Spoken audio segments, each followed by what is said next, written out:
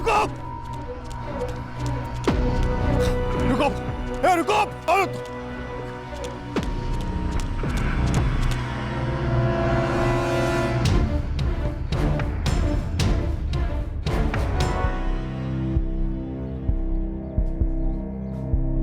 I soon,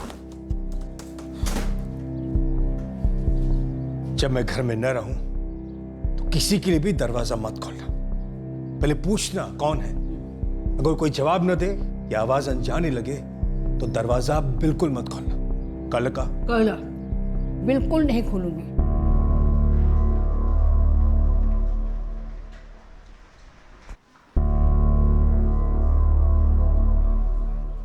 Can I see your return tickets, please, sir?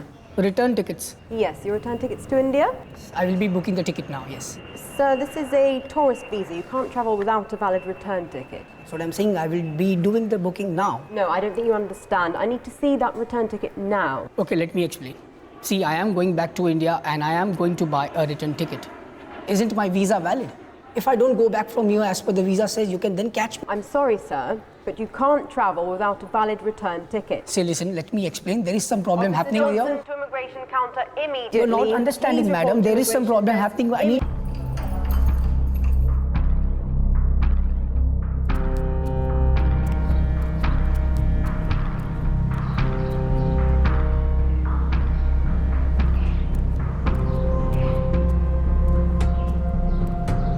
कल रात फिर पीकर पीटा है मुझे, जानवरों की तरह।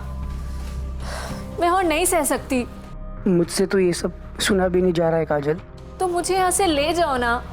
काजल, मुझे थोड़ा टाइम और दे दो। कुछ इंपॉर्टेंट काम निपटाना, फिर मैं आऊँगा तुम्हें लेने, प्रॉमिस। जल्दी आओ प्लीज।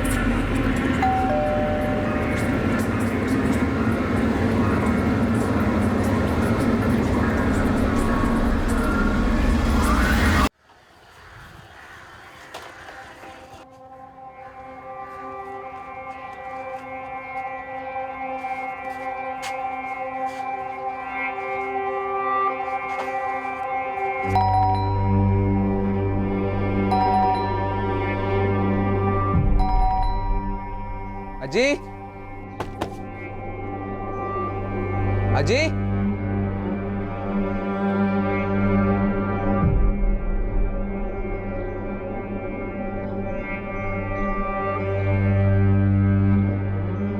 राजन, क्या हुआ है? भाई पता नहीं क्या हुआ है। मैं जब आया तब गेट खुला था और ये दरवाजा भी खुला था। जयदेव काका की गाड़ी भी नहीं है और जयदेव काका और अजी का फोन भी नहीं लग रहा है। भाई कुछ तो हुआ है। मैं पुलिस को फोन करता हूँ अभी के अभी। अरे तुझे पहले ही करना चाहिए था पुलिस को फोन।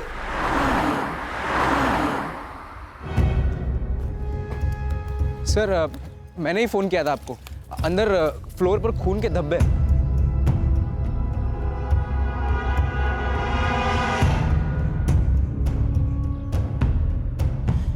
राजन, अशोक काका को फोन कर। हाँ करता हूँ। जल्दी मिला। अभी कर।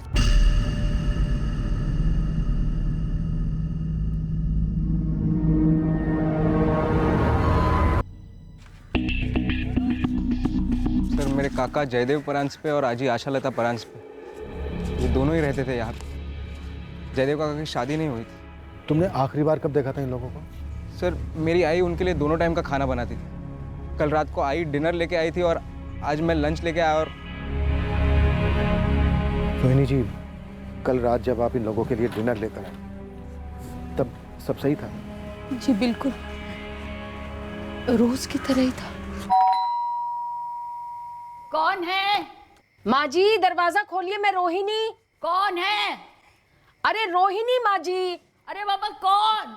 रोहिणी रोहिणी, 3 बार बोला मैंने, रोहिणी रोहिणी रोहिणी। आप मेरी आवाज नहीं पहचानती? जयदेव भाऊ कहाँ है? अपने कमरे में है। जयदेव भाऊ, मैं खाना लगा रही हूँ। आता नहीं रोनी भाभी, मैं बाद में खा लूंगा, अब माँ को खिला दो। मैंने माँ जी को खाना परोसा और मैं चली गई। रोज जैसा ही दिन था, कुछ अलग नहीं था।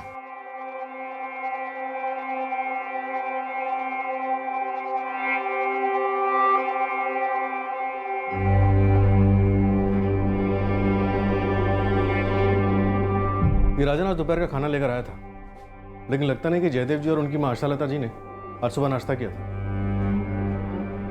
कल के बर्तन भी अभी तक धुले नहीं। क्या सुबह से कोई काम वाली बाई भी नहीं आई होगी? हाँ सर, एक काम वाली बाई आती है। नाव कहती साई? शायद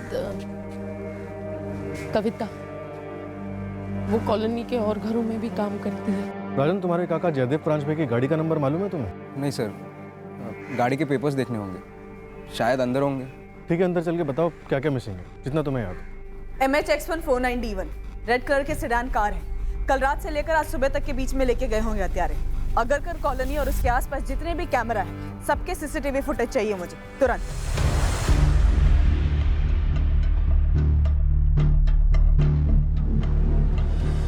जयदेव काका फोटोग्राफर थे, मगर उनका पूरा कैमरा गियर मिसिंग है। Cameras, lenses, laptop. सर, अलमारी के डोर से 1000 रुपये मिले हैं।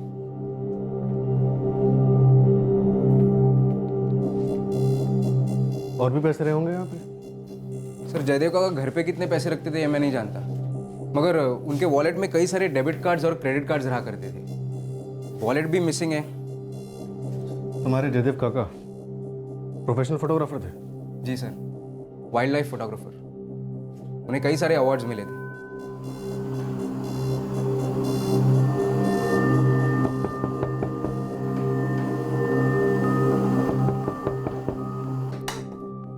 क्या है? इकड़े क्या हुआ? ये गाड़ी तुम्हारी है? हाँ, मेरे बॉस की गाड़ी है। 2-3 दिन के लिए इधर ही रहेगी। क्यों, कोई प्रॉब्लम है? ये जगह उनकी है जिनका अपना घर है, भाड़ोतरियों की नहीं है। क्यों, मैंने गाड़ी लगाई है तो जलन हो रही है? चुप कर, चुपचाप गाड़ी को ले जाओ, वरना तेरे मालिक पुरोहित को बता दूंगा, फोन कर दूंगा अभी। ठीक है, जो होता है वो कर लेना, ठीक है? मैं किसी के बाप से नहीं डरता और ये गाड़ी नहीं हटेगी। मैं पुलिस को बुलवा रहा हूँ, जब वो टो करके ले जाएगा फिर मत कहना। कल रात को तो हमने ऐसे कोई आवाज नहीं सुनी, लेकिन कोई जोर जबरदस्ती घुस भी जाता तो चिल्लम चिल्ली तो होती ना। हाँ, हमने भी ना कुछ देखा ना सुना, और वैसे भी आशा जी तो कम ही घर से बाहर निकलती थी। हाँ, दूध वाला, पेपर वाला, किसी का तो आना जाना होता होगा जयदेव प्रांजपे के घर। अब उनके घर कोई आए जाए, हम कहाँ हिसाब रखते बैठेंगे ना मैडम। हमारे घर के काम निपटाते निपटाते ही हमें टाइम नहीं मिलता है। जयदेव जी के यहाँ ना कविता काम किया करती थी, मैंने उसे फ़ोन कर दिया है, अभी आती ही होगी। सर, हर रोज की तरह सुबह 8 बजे से ड्यूटी पर हूँ। तब से कोठी नंबर 7 से, मेरा मतलब है कि परंजबे जी की कोठी से ना कोई आवाज़ आई और ना सर मैंने किसी को आते जाते देखा कि जिस पे शक किया जाए। लोकेश, कल रात को 7:30 बजे रोहिणी जी के आने के बाद जयदेव जी के घर पे और कोई आया था? जी नहीं, मेरी ड्यूटी 8 बजे तक थी सर, तब तक सर कोई भी नहीं आया था। अगर सर कोई आया भी होगा ना तो जो नाइट वाला वॉचमैन नितिन है उसको पता होगा। सर, ये नितिन आ गया सर, ये नाइट शिफ्ट पे था सर।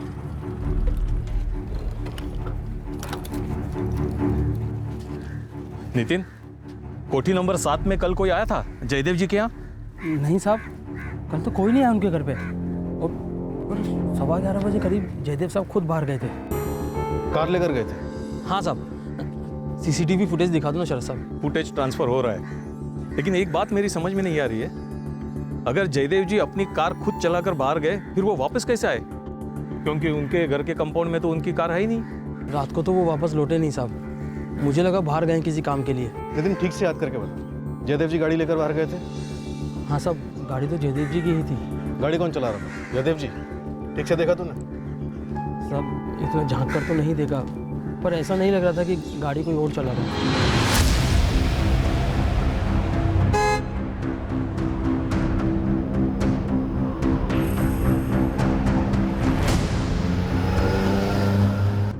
सर, ये है सीसीटीवी फुटेज। सर। अरे ओ मैडम, जो पूछना इधर ही पूछ लेने का ना, मेरे को और तो घर के काम भी खत्म करने हैं। अरे अपने घर का खाना भी पकाना है मेरे को। ज्यादा टाइम नहीं लगेगा अगर तू कहानी ना पकाए तो। बिठाओ। अरे मैं कहानी काहे को पकाएगी? हाँ, अरे हट हट। मैं किस पे शक कर सकता हूँ सर? देखो राजन, डेथ कब हुई ये हमें पोस्टमार्टम रिपोर्ट आने के बाद ही पता चलेगा। घर में फोर्स एंट्री के कोई निशान नहीं मिले, मतलब ज़रूर दरवाज़ा किसी के लिए खोला गया, लेकिन जैसा कि आप लोग बता रहे हैं उससे तो यही लगता है कि जयदेव काफ़ी चौकन्ने किस्म के इंसान थे, किसी अजनबी के लिए दरवाज़ा नहीं खोलते थे। तो जाहिर सी बात है उन्होंने किसी जान पहचान वाले के लिए ही दरवाज़ा खोला। अशोक जी, रोहिणी जी, जयदेव पर काफ़ी बेरहमी से वार किए गए हैं। उनकी आशा लता जी की किसी के साथ कोई दुश्मनी थी? अशोक भाऊ, जयदेव भाऊ और मेरे स्वर्गीय पति नरेश, ये तीनों सगे भाई थे और एक दूसरे के बहुत करीब थे। किसी की किसी से कोई दुश्मनी नहीं थी।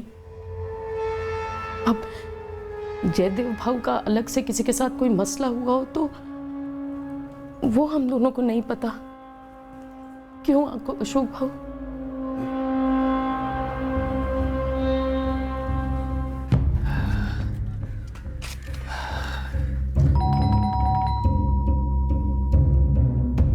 कौन है? आई अशोक। कौन है? आई तुम्हारा बड़ा बेटा। कौन आई? कौन घर पर नजर रखे हुए? मुझे ज़्यादा कुछ तो पता नहीं, मगर इन दिनों जयदेव काफ़ी परेशान रहता है। जाते वक्त मुझे 3 बार बोल के जाता है कि बिना आवाज़ पहचाने, बिना ठीक से पहचाने दरवाज़ा मत खोलना।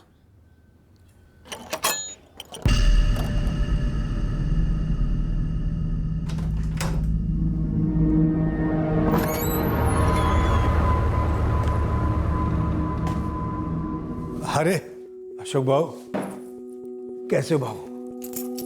मैं ठीक हूँ, तू बता जयदेव। अरे ये कौन लोग हैं जो घर पर नजर रखे हुए? पता नहीं, ऐसा मुझे लगता है भाऊ। कोई झगड़ा तो नहीं हुआ तेरा?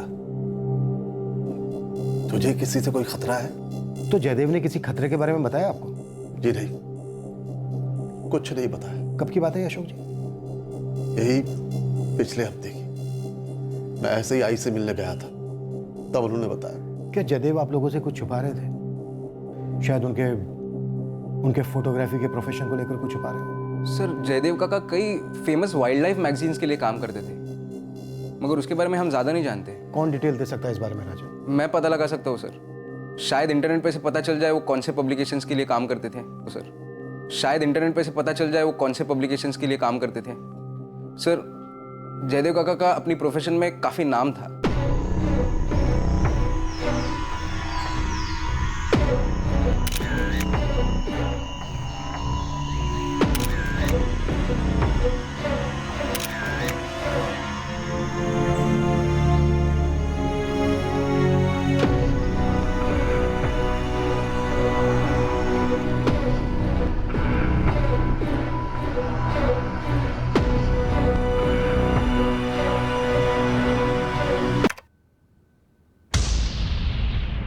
इसमें तो पता नहीं चल रहा गाड़ी कौन चला रहा है, और सीसीटीवी कैमरा भी इतना ऊपर लगा है। सर मैंने नहीं लगाया, वो तो कॉलोनी वालों ने लगाया।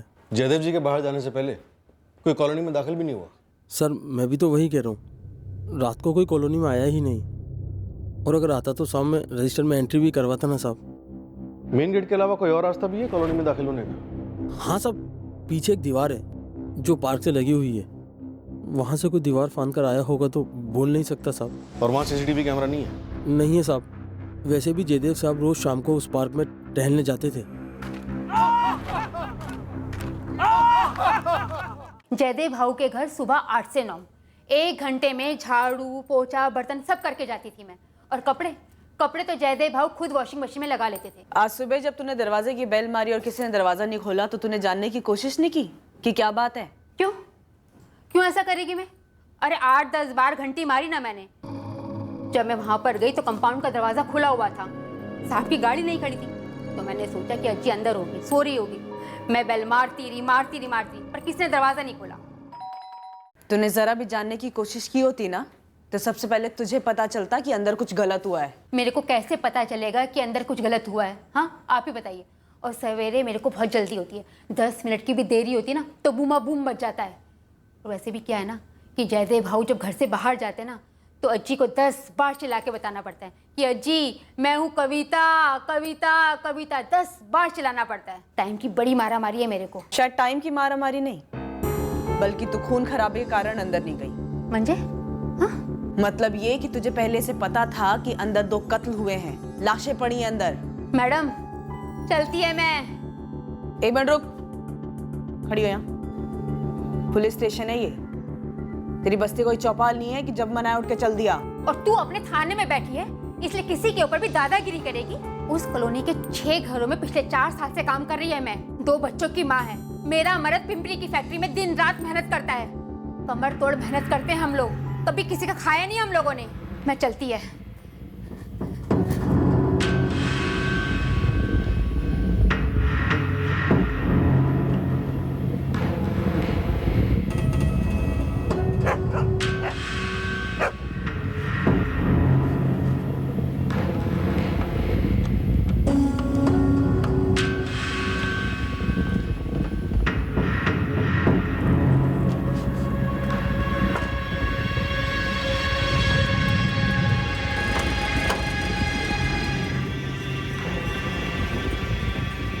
जयदेव प्रांजपे पे 14 वार हुए, वो भी बहुत गहरे वार, छुरे से। छुरा बड़ा रहा होगा लेकिन चौपर जितना भी नहीं। पर एक बात तो तय है कि स्टैबिंग जो है वो बहुत ही जोर लगा करके की गई होगी। 14 वार हुए, पर किसी ने कोई चीखना चिल्लाना नहीं सुना। जहां तक मुझे लगता है कि विक्टिम को रिएक्ट करने का मौका ही नहीं मिला, क्योंकि ये हमला अचानक से हुआ होगा। मतलब जयदेव को पता ही नहीं होगा कि वो शख्स जयदेव पर इस तरह से हमला करने वाला है। और जयदेव की माशाल्लाह था, इनका गला घोटा गया ना। That's right. ये देखिए, इनके दाहिने कंधे की ये हड्डी टूटी हुई है, और जहां तक मेरा ख्याल है ये बेड से उठी होंगी और कातिल ने इनका गला पकड़ करके पीछे की तरफ बहुत जोर से धक्का दिया होगा। ये जो इनके गले पे उंगलियों के निशान हैं, फॉरेंसिक ने इसे कलेक्ट कर लिया है। मौत की टाइमिंग डॉक्टर? कल रात यही कोई 10-11 के बीच में, क्योंकि इन दोनों के पेट से अनडाइजेस्टेड खाना मिला है।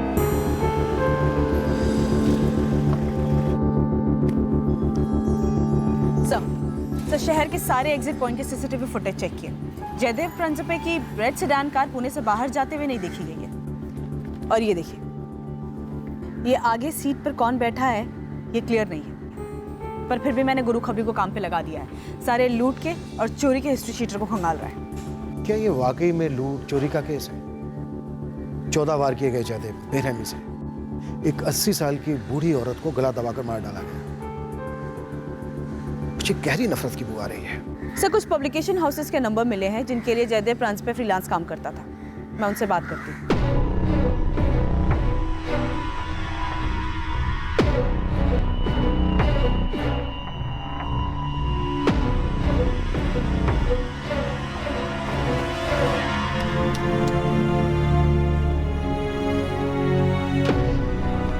सर, ये दीवार फांद कर कॉलोनी से पार्क में आना काफ़ी आसान है। पार्क से ये दीवार फांद कर कॉलोनी में भी जाना उतना ही आसान रहा होगा। सर, पार्क रात 9:30 बजे तक खुला होता है, लेकिन पार्क के अंदर जो पहले से होते हैं वो कभी कभार 10 साढ़े 10 बजे तक वॉकिंग करते हैं, बातें करते हैं, लेकिन मैं नियमों के मुताबिक 9:30 बजे के बाद किसी को अंदर नहीं आने देता हूँ। सर, ये आदमी जयदेव प्रांजपे रोज शाम को पार्क में वॉक करने के लिए आते थे, ऐसा बताया गया। सब आते जाते देखा तो है, नाम मालूम नहीं था मुझे। ये फोटो रख अपने पास। शाम को पार्क में जो भी वॉक करने के लिए आते हैं सबको देखा। जयदेव प्रांजपे को जो भी जानता हो सबका नंबर ले और मुझे इस नंबर पे कांटेक्ट कर। जी, मैंने अखबार में जयदेव के बारे में पढ़ा, काफ़ी शौक लगा मुझे जानकर। बड़ा ही अच्छा इंसान था, जेम ऑफ अ पर्सन, और एक बेहतरीन फोटोग्राफर भी। जयदेव प्रांजपे के मर्डर के साथ साथ उनका कैमरा, लेंसेज, लैपटॉप और पेन ड्राइव सब मिसिंग है। किसी प्रोजेक्ट या असाइनमेंट पे काम कर रहे थे क्या वो? आपका मतलब कोई ऐसा काम जिससे उसकी जान को खतरा हो? जी हाँ। देखिए मैडम, जयदेव परांजपे सिर्फ एक वाइल्ड लाइफ फोटोग्राफर ही नहीं था। इसके अलावा भी जयदेव जंगल में पेड़ों के काटे जाने और सॉइल इरोजन्स जैसे इश्यूज पर आर्टिकल्स लिखता था। इन सब चीजों को लेकर किसी लैंड या सैंड माफिया से कोई अनबन या किसी पॉलिटिकल ग्रुप के साथ ऐसा कुछ था? देखिए, मैं पक्का तो नहीं बता सकता। हमारे किसी आर्टिकल या फीचर के कारण आज तक तो ऐसा हुआ नहीं है। लेकिन जयदेव तो एक फ्रीलांसर था, वो दूसरी मैगजीन्स और ऑर्गेनाइजेशंस के लिए भी काम करता था। जयदेव काफ़ी परेशान और अपसेट थे इस बात को लेकर कि कुछ रईस पावरफुल लोग जंगल की ज़मीन है अपने लैविश रिजॉर्ट्स खड़े करने के लिए हथिया रहे थे। मिस्टर बिनॉय कौन थे वो लोग? कुछ डिटेल में बता सकते हैं आप? पता करना पड़ेगा मैम, बात करनी होगी कुछ लोगों से। मेरी लास्ट मुलाकात जयदेव से किताबों की एक दुकान में हुई थी। वो लॉ की कुछ किताबें खरीद रहा था। क्या किसी पे कोई केस करने वाले थे या जयदेव जी पे किसी ने केस किया था कोई? डिटेल तो मुझे पता नहीं मैडम। एक्चुअली जयदेव को जंगलों की जमीनों पर हो रहे अतिक्रमण की चिंता थी। वो इसे रोकने के लिए कुछ करना चाहता था। मिस्टर मुखर्जी, हमारे लिए जानना बहुत जरूरी है कि वो किसके साथ भिड़ गए थे इस मसले को लेकर। आप प्लीज अपने सर्कल में बात कीजिए। रोहिणी, एक सवाल उठ रहा है दिमाग में, एक शक ही समझो। क्या वो हमसे बदला ले रही है? अशोक भाऊ, क्या कह रहे हैं आप? अगर वो इन सब के पीछे है तो आपको लगता है कि हमारी बारी भी जल्दी आएगी? पता नहीं। अगर वो बदला ले रही है तो उसने जयदेव को क्यों मारा? उसका सबसे ज्यादा गुस्सा तो आई पर था ना, हम पर था ना। पर उसे हमारी बातों और फैसले का पता कैसे चला होगा? बाबा, आपने काकी से वो बात पूछी ही नहीं जो आप पूछने वाले थे। ऐसे कैसे सीधे सीधे रोहिणी से पूछता? नीलम बेटा, ये नहीं हो सकता। और कौन हो सकता है बाबा, जिसके लिए इतनी रात गए जयदेव काका बेझिझक दरवाजा खोलते?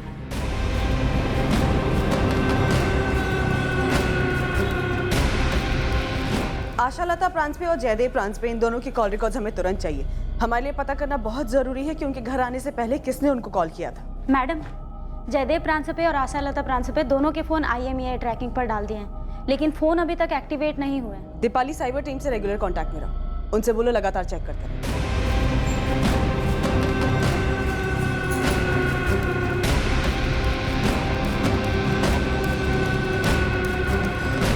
सर, हिस्ट्री शीटर से पूछताछ हो रही है। ये जो कैमरे और लैपटॉप चोरी हुए हैं, कहीं इनमें तो कोई राज नहीं छुपे हुए या कोई आपत्तिजनक चीज छुपी हुई इसमें? ये एंगल भी है हमारा, पर अभी तक कुछ ठोस नहीं उभरा है। सर, ये जयदेव और उसके बड़े भाई अशोक के बीच एक मंझला भाई भी था, नरेश, जो ऑफ हो गया। राजन के पिता, रोहिणी के पति। और सर, जो ये कोठी थी जिसमें जयदेव और उसकी माँ आशा लता रहते थे, वो पुश्तैनी है। जायदाद का मामला, फैमिली मेंबर, कुछ हाथ लगाते रहे? अभी लगा नहीं है, लेकिन मेरे दिमाग में गणित चल रहा है सर।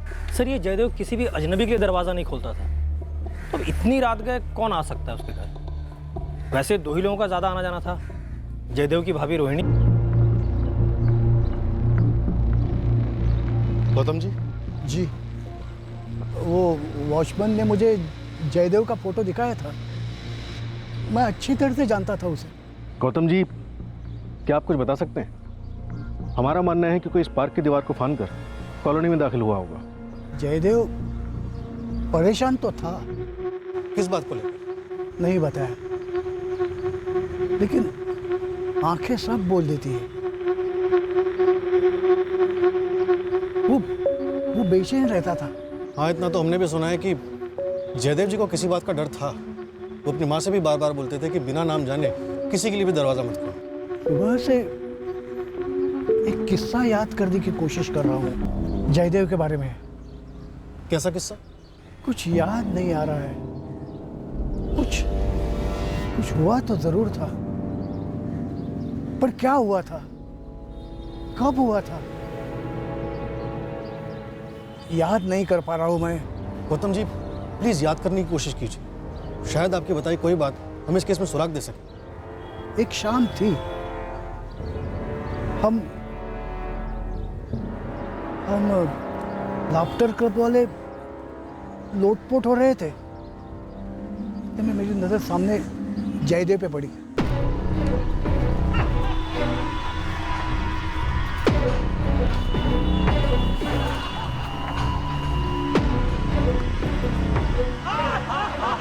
मैंने पूछा उसको, इतना परेशान क्यों है? और वो बात टालता गया। क्या उन्होंने कभी लैंड माफिया या जंगल माफिया का जिक्र किया आपसे, जिसके खिलाफ वो लिखा करते थे? मुझे अपने दिमाग पे जोर देना होगा। कुछ था जरूर, पर मुझे याद नहीं आ रहा है। देखो मैडम जी, मैं बोलने को तो बोल दूंगी, लेकिन मेरा नाम नहीं आना चाहिए, नहीं तो लोग कहेंगे कि भाग्यश्री चुगली करती है। निश्चिंत रहो तुम, तुम्हारा नाम नहीं आएगा। आप वो कविता से दोबारा पूछताछ करो। क्यों? उसने कुछ बताया क्या? वो कविता मेरे घर में भी काम करती है ना, तो काम करते करते उसने मुझे कहा कि कोई तो औरत है। औरत है? कौन औरत? ये बात आप कविता को ही पूछ लीजिए ना।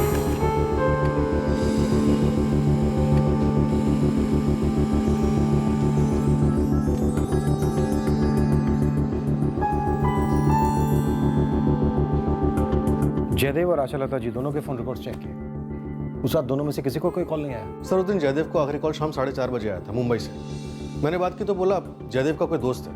उसके बाद जयदेव के फोन पर कोई भी कॉल नहीं आया। यानी जो भी आया बिना बताए अचानक से आया होगा और बेल बजाई होगी। और जयदेव ने शायद अपनी आदत से विपरीत दरवाजा खोला होगा, पर दरवाजा खोलने से पहले आई होल से तो जरूर झांका होगा।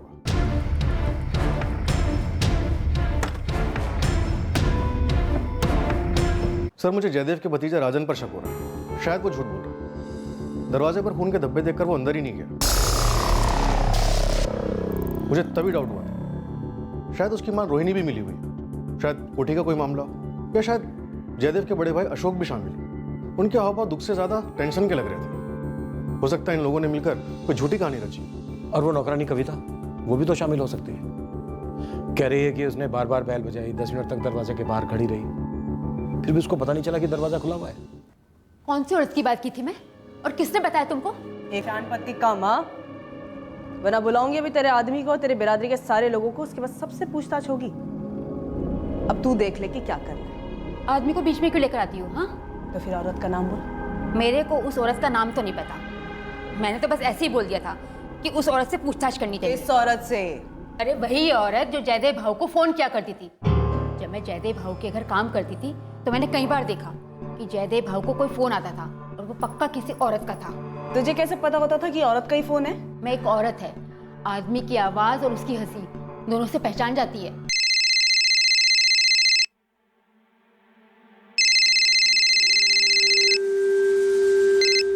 हेलो। हाँ हाँ, घर पर ही हूँ। टाइम की प्रॉब्लम तुम्हारी है, मजबूरी है तुम्हारी है, हमारा क्या। वैसे तो जयदेव भाऊ किसी से सीधे मुंह बात नहीं करते थे। अरे हंसना मुस्कुराना तो बहुत दूर की बात है, लेकिन जब उस औरत का फोन आता था तो जयदेव भाऊ का थोपड़ा एकदम गुलाबी हो जाता था। ये फोन करने वाली औरत है कौन? ये तो मेरे को नहीं पता, मैंने तो बस जयदेव भाऊ के हाव भाव से पहचान लिया कि हो ना हो वो किसी औरत से ही बात करते थे।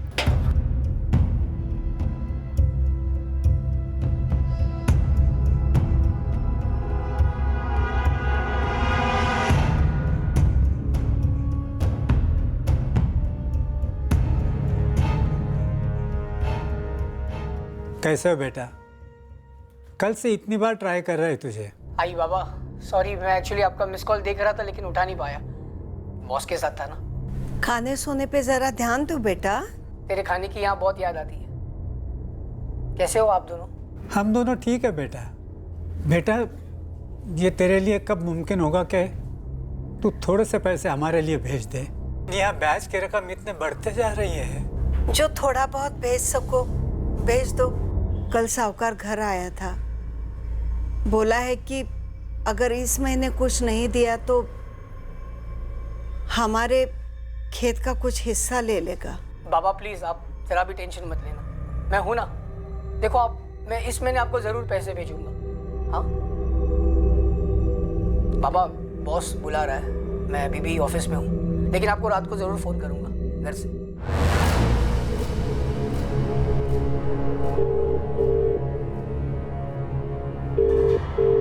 हेलो। कल 11:30 बजे बोरीवली चर्च के बाहर। सच? हाँ काजल, अपना बैग रात को ही पैक कर लेना। हाँ, और मोबाइल फ़ोन घर पे ही छोड़ना। बोरीवली चर्च के ठीक पीछे। आओगी ना? मैं आऊंगी, जरूर आऊंगी। औरत जयदेव की जिंदगी में? जी, औरत थी जयदेव की जिंदगी में। मुझे नहीं मालूम, और अगर कोई औरत थी भी तो ये जयदेव की निजी बात है। उसने मुझे नहीं बताया कभी। अशोक जी, आप तीनों भाइयों के बीच पुश्तैनी कोठी को लेकर खटास थी। खटास? जी, थी ना खटास आप लोगों के बीच? कोई खटास नहीं थी हम लोगों के बीच। मेरे पति नरेश के गुजर जाने के बाद उनके दोनों भाइयों ने, जयदेव भाऊ और अशोक भाऊ, उन्होंने बहुत अच्छा व्यवहार किया हमारे साथ। रोहिणी जी, मैं कोठी के बंटवारे को लेकर बात कर रही हूँ, उसे तो लेकर खटास थी? नहीं, कोई खटास नहीं थी। हमारी आई चाहती थी कि जब भी पुश्तैनी कोठी बेची जाए उसके 3 बराबर हिस्से, और ये बात हम तीनों भाइयों को मंजूर थी। और अब सिर्फ 2 होंगे। जयदेव का परिवार तो है नहीं जो उसके हिस्से पर हक जताता, बचे मेरा और नरेश का परिवार, तो जाहिर है 2 ही हिस्से होंगे। और आप कहना क्या चाहते हैं? आप बोलिए। आप ये कहना चाहते हैं कि मैंने ना अपमान करेंगे आप हमारा सर? आप ये कह रहे हैं कि हम लोगों ने जयदेव काका को? जयदेव मेरा सगा भाई था। अशोक जी, मैंने तो ऐसा कुछ कहा ही नहीं, और ना ही ऐसा कुछ पूछा। मैं सिर्फ जयदेव और आशा लता जी के कत्ल की वजह जानने की कोशिश कर रहा हूं। हम ये जानना चाहते हैं कि निशाना जयदेव और आशा लता जी दोनों थे, या फिर दोनों में से कोई एक था और दूसरा बेवजह मारा गया। कत्ल और मकसद का पता लगाने के चक्कर में आप रिश्तों को नजरअंदाज नहीं कर सकते हैं, लोगों की गरिमा के साथ खिलवाड़ नहीं कर सकते हैं। सर, ये प्रॉपर्टी वाला एंगल आपने अपनी खामियां छुपाने के लिए लाया ना, मैं सब समझता हूँ। राजन, हम ये नहीं समझ पा रहे हैं कि उस रात तुम्हारे जयदेव काका ने किसके लिए दरवाजा खोला होगा। तो जाहिर सी बात है, दरवाजा उन्होंने किसी जान पहचान वाले के लिए ही खोला होगा। उनकी जान पहचान में कौन कौन है? तो अब आप मुझ पर इल्जाम डाल रहे हैं, या मेरे आई पर, या अशोक काका पर, या आपके हिसाब से हम सब ने मिलकर यह प्लान किया था? सर, अगर ऐसा है ना, तो एक छोटी सी डिटेल आप मिस कर रहे हैं। मेरे पास जयदेव काका की कार मिलनी चाहिए ना, वो मिली आपको? सब पता चलेगा, पता चलेगा राजन। पहले तुम हमें बताओ, और कौन जान पहचान वाले हैं तुम्हारे जयदेव काका के जिन्होंने उन पर इस तरह से हमला किया कि उन्हें रिएक्ट करने का मौका ही नहीं मिला? पहले आप बताइए सर, जयदेव काका के काम से रिलेटेड कोई इन्फॉर्मेशन मिली आपको? मतलब लैंड माफिया, जंगल माफिया? नहीं। इसलिए आपको मैं मिला। With all due respect sir, एक बात प्लीज समझ लीजिए, ना मैं ना परांजपे पे परिवार से कोई भी जयदेव काका और आजी के मर्डर में इन्वॉल्व है। सर, वो हमारे घर के लोग थे, और आपकी ड्यूटी बनती है कि आप हमें न्याय दिलाएं, ना कि हम पर ब्लेम डालें।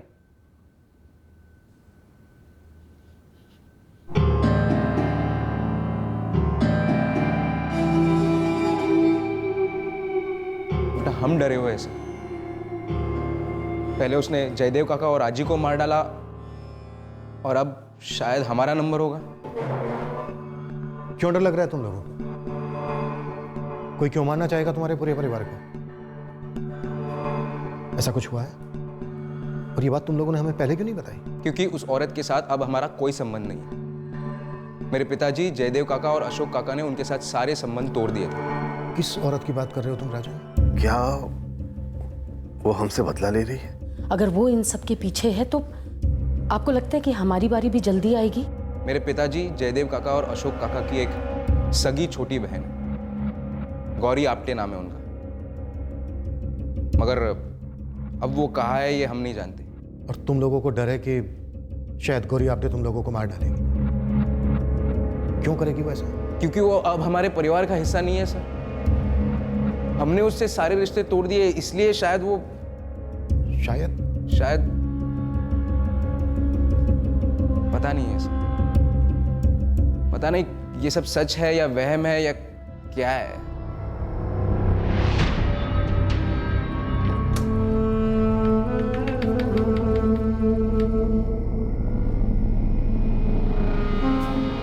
कैसे जयदेव भाई?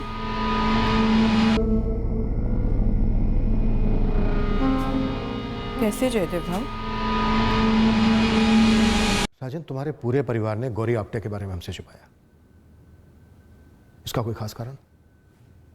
सर, उनके बारे में आप आई या अशोक काका से पूछिए।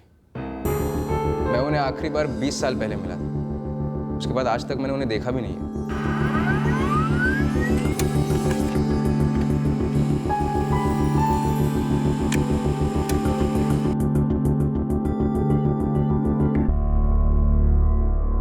जयदेव कॉलिंग जयदेव? हाँ सर, अजीब है। मैं उस औरत को ट्रेस करने की कोशिश कर रहा था जिसका जिक्र उस नौकरानी कविता ने किया। ये एक नंबर मिला जिससे जयदेव परांजपे की लगातार बातें होती थी। मुझे लगा ये वही औरत होगी जिसका जिक्र नौकरानी ने किया था। आखिरी बार ये फोन 18 तारीख को स्विच ऑन हुआ था, अभी स्विच ऑफ है। और ये नंबर भी जयदेव परांजपे के नाम पर रजिस्टर्ड है, उसी के एड्रेस से। और सिर्फ जयदेव परांजपे को इस नंबर से कॉल्स किए गए।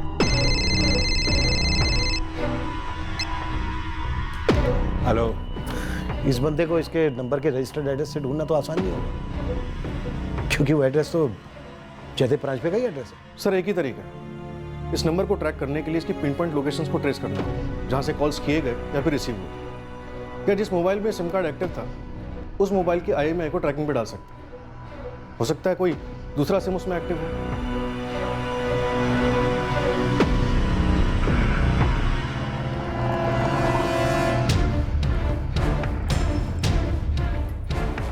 आकाश, ड्रॉप कर दूं तुम्हें?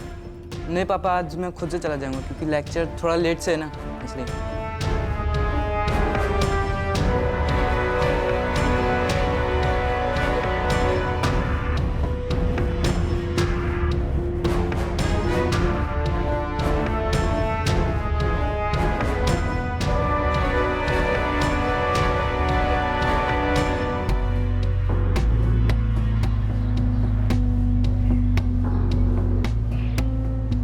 हम कहाँ जा रहे हैं? तुम्हारे नए घर। और कहाँ है मेरा नया घर? पुणे में। जो मेरा घर था वो आज से तुम्हारा।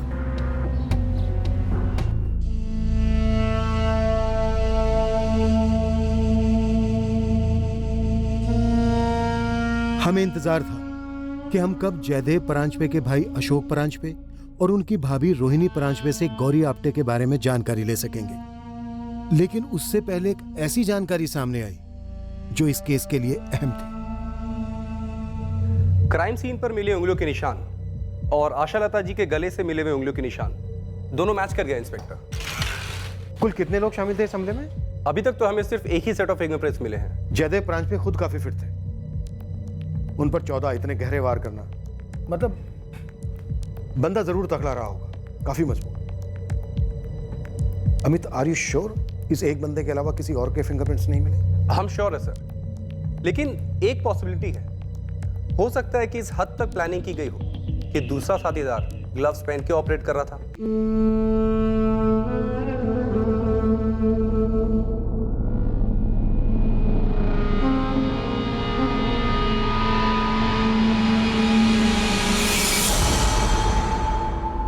फोरेंसिक टीम का कहना है कि हमलावर एक ही था, शायद जवान था। फिर भी मैंने उनसे दोबारा स्कैनिंग के लिए कहा है। सर एक और अपडेट है, इस हत्याकांड के कुछ 12 दिन पहले 2 जवान लड़के जयदेव परांजपे के घर की तस्वीरें ले रहे थे। सीसीटीवी में कैप्चर हुए? जी सर, फुटेज मंगवाइए। कॉलोनी के चेयरमैन ने बात बताई, वो कल ही अब्रॉड ट्रिप से वापस लौटा। सर मैं कल ही लौटा अब्रॉड ट्रिप से। मैं 15 नवंबर को गया था यहाँ से। और सर अजीब बात यह है कि 7 नवंबर को जयदेव जी मेरे पास आए थे और उन्होंने 6 नवंबर की सीसीटीवी फुटेज मांगी थी। कोई उनके घर की तस्वीरें ले रहा था सर।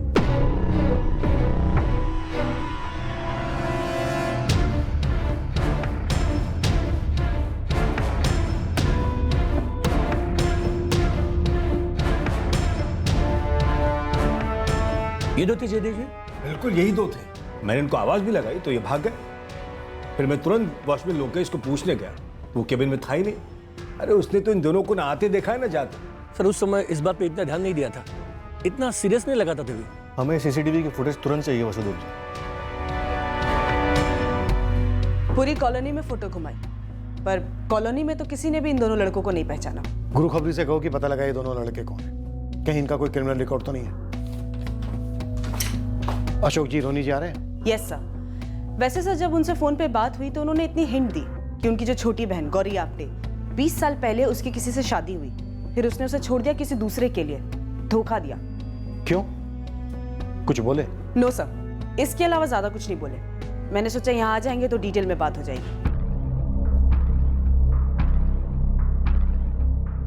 काका जो है असलियत वो बता दीजिए, अब जो है वो है।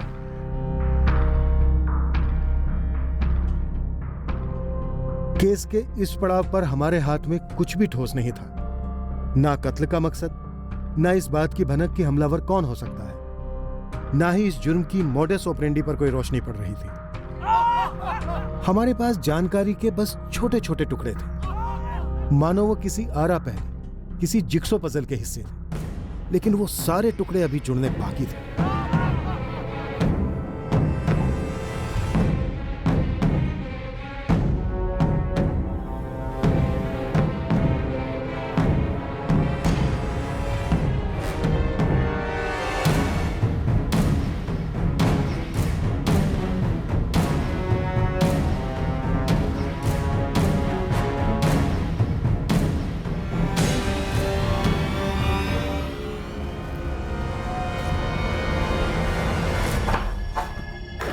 एक और काम मिला है भाई। ये काम करते करते हमारी जिंदगी का असली मकसद मत भूल जाना। तो सवाल ही पैदा नहीं होता भाई। ये बहुत छुटकू सा काम है, दिन वेस्ट नहीं करेंगे, आज रात को ही निपटाना है।